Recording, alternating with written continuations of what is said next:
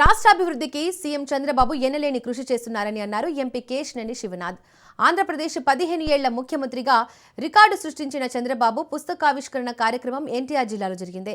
ఈ కార్యక్రమానికి ముఖ్య అతిథిగా హాజరైన ఆయన సీఎం చంద్రబాబు నాయుడుపై పుస్తకం రచించిన శ్రీ నగరాల సంఘం ఆంధ్రప్రదేశ్ వర్కింగ్ ప్రెసిడెంట్ శేఖర్ బాబును ఆయన అభినందించారు. సీఎం చంద్రబాబు ముందు చూపు రాష్ట్రాన్ని అభివృద్ధి దిశగా నడిపిస్తుందని, భావితరాల భవిష్యత్తును దృష్టిలో పరిపాలన సాగిస్తున్న సీఎం చంద్రబాబు ఎంతో మంది ఆదర్శంగా నిలుస్తున్నారని కొనియాడారు. దేశంలో ఆదర్శవంతులుగా ఉన్న నాయకుల్లో సీఎం చంద్రబాబు ఒకరని తెలిపారు.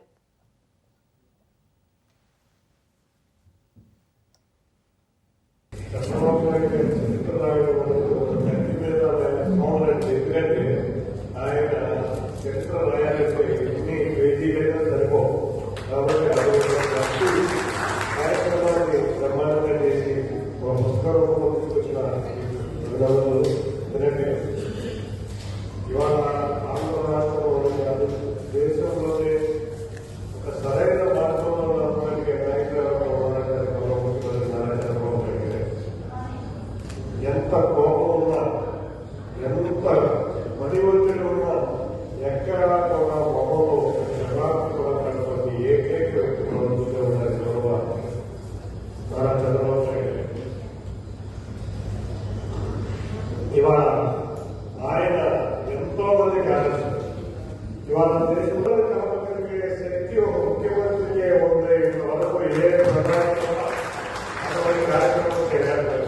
మనం చూసాం కృష్ణా గోదావరి నది 2014లో మనం చూసాం. 2014లో విడిపోయిన రాష్ట్రం, ఆ విడిపోయిన రాష్ట్రంలో నిధులు లేవు.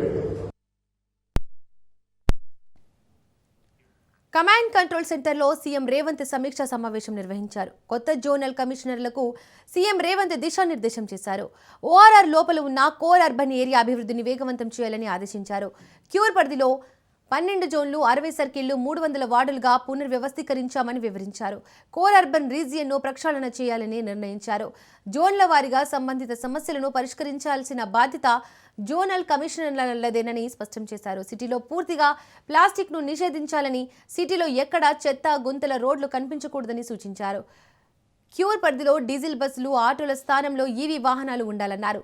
చెరువులు, నాలాలు, చెత్త డంపింగ్ ఏరియాలో సీసీ కెమెరాలు ఏర్పాటు చేయాలన్నారు. జనవరి నుంచి హైడ్రా, జీహెచ్ఎంసీ, వాటర్ వర్క్స్ విభాగాలు నాలాల పూడికతీత పనులు మొదలుపెట్టాలన్నారు.